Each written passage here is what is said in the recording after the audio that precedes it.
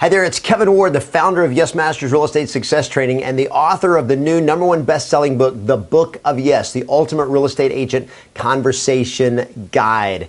And today I want to talk to you about your niche or your niche.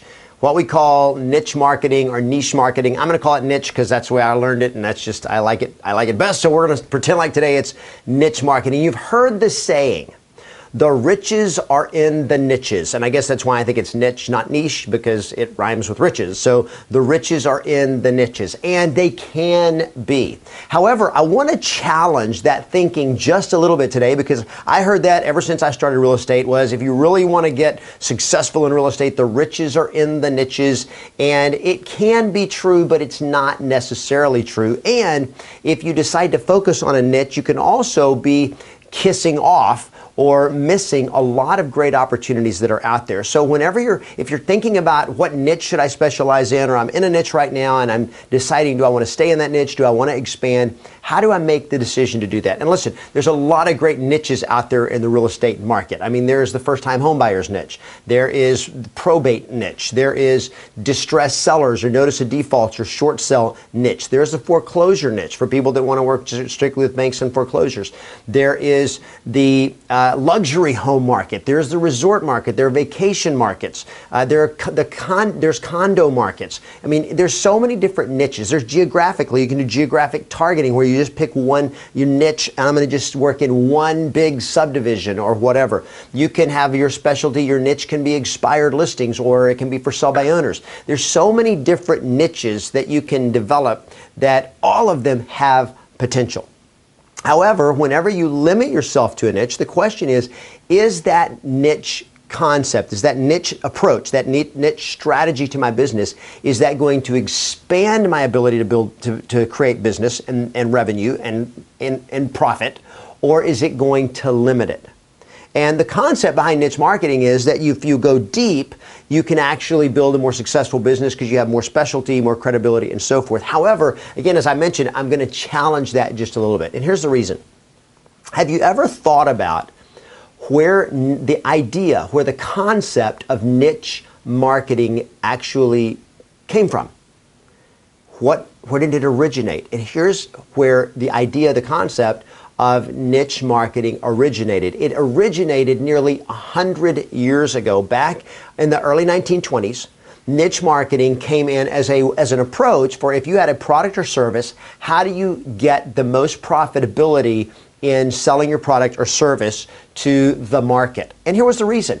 Because for you to get the word out to the market about your product or your service, you had to get the word out. And in the 1920s, every single touch that you made to a prospect, every single touch, whether you were selling life insurance or whether you were selling, pantyhose, or encyclopedias, it didn't matter. For you to touch people required a tangible cost, either in dollars or in man hours, for you to, or woman hours, whatever. But in other words, it was either money or time. It was a fixed resource for me to market out to the world.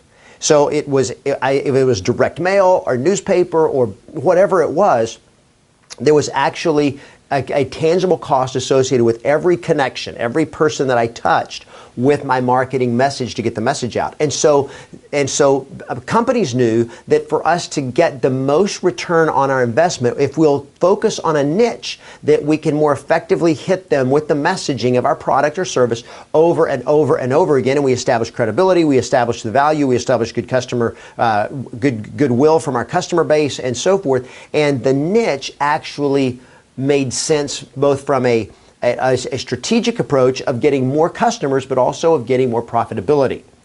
Because just to do a shotgun blast of wide-based marketing got very low return, very slow return, and it was very expensive. So if you go niche, go deeper, build more relationships with people, you're going to get a better result. However, have you noticed that a few things have changed in our world since the 1920s?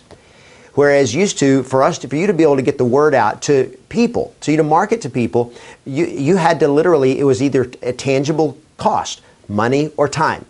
It was a resource that you had to do that. However, because of technology, a lot of things have changed. So I think about my business, for example, as a real estate trainer and a coach, is that 20, 30 years ago, the way that real estate coaches and trainers built their company was they had to get on the phone and they had to call people. They had to call brokers, call offices, call real estate agents, and then they would literally go and they would travel all over this place to individual real estate offices and companies, and they would speak. And they would speak, and then they would get on the phone and they would call and they would call, and they would have to do that over and over and over again nonstop, and they would spend weeks and weeks and months every year traveling and speaking all over the place.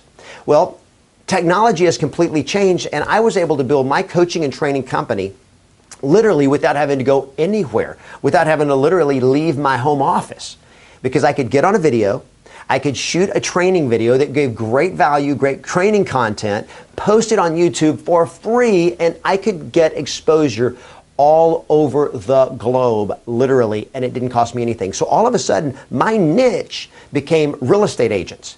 I still talk to people and I'll meet people and they'll go and so what do you do? So I teach real estate agents how to make more money and have a life, and that's what I tell them. And they go, oh, where do you work out of? Or where are you out of?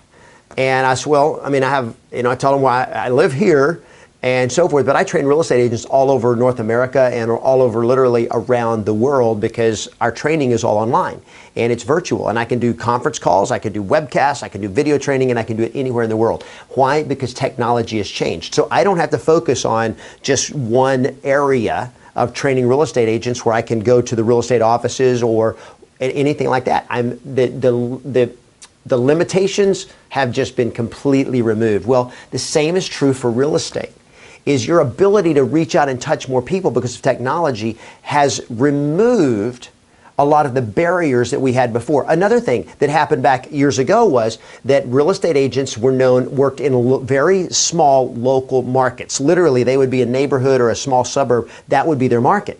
Why? Because you needed to know the market, and there just wasn't a lot of data out there if you didn't actually know the market. Well, now, because of technology, because we have an MLS that actually you can go online and you can look any house up that is either active on the market, has sold in any time over the last sometimes 5 to 10 years is on the MLS, with pictures, with full descriptions, with hyperlinks to the tax record. You can literally pull up online the complete tax record. If I want to see a house that if I want to go on a listing appointment in a neighborhood, in a market I've never been in, 20 minutes away or 20 miles away, and it's going to be a 30-minute drive, I can literally get on the MLS, pull up all the homes that have sold in that area for years. I can look at the pictures, I can look at the streets, I can get on Google Maps, and with a satellite view, I can look and I can get a bird's eye view of it. I can literally get on the street. Because of Google Maps, I can literally get a street view in front of the house. I can look all around at the neighbors' houses. I can look across the street. Now, granted, the picture may be a year or two old, but I can still get a feel for an area that you could not do anything like that even 10 years ago, much less 20, 30, 40 years ago. The world has completely changed in our ability. So now, real estate really has become more regional, because I can know what's going on. I can know the statistics. I can study market areas. There's so much more information so readily available that was not available before. So your ability to expand your market base is greater than it's ever been before. Now, bring all that back to the idea of marketing to a niche or a niche. And that is when I look at, okay, do I want to specialize in just the luxury market? Or do I want to specialize in just the resort market? Or do I want to specialize in just this neighborhood? Look, there's nothing wrong with targeting specific places where I want to build business, where I want to get more business, and targeting and say, I built my business with for sale by owners and expireds because I didn't know anybody and I didn't have any money. When I started real estate, I had no money and to be able to do traditional marketing, so I just had to go out and talk to people. And I found out real quick that for sale by owners and expireds were the people that wanted to sell right now. And I go talk to them and learn what to say and how to say it. I could get them to hire me very, very quickly and got business very, very quickly because of that. So in a sense, that would be could have been called my niche. However, I never limited myself and said, well, I'm not going to work with a referral because I specialize in for sale by owners and expireds. So here's the deal. When you limit yourself in a niche, think about what opportunities am I losing or am I missing out on? And is it necessary to make that distinction? Is it necessary to do that? I'm just going to give you now my bottom line suggestion.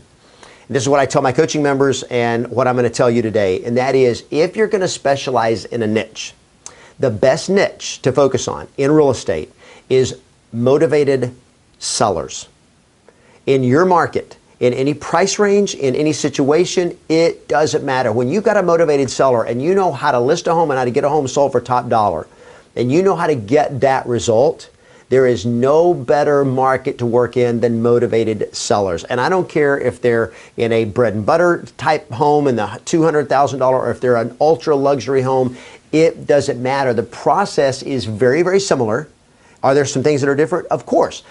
But you can learn to master all of them, and you're going to spend less time chasing long-term business and more time getting business when your focus is learning how to get motivated sellers, and it opens up massive control to your business, massive opportunity, and profitability when you do it right. So that's my thinking on niche marketing. I'd like to know what you think about it. If you have any comments, questions, please put them on here. If you like the video, give it a thumbs up, and I look forward to talking to you again real soon.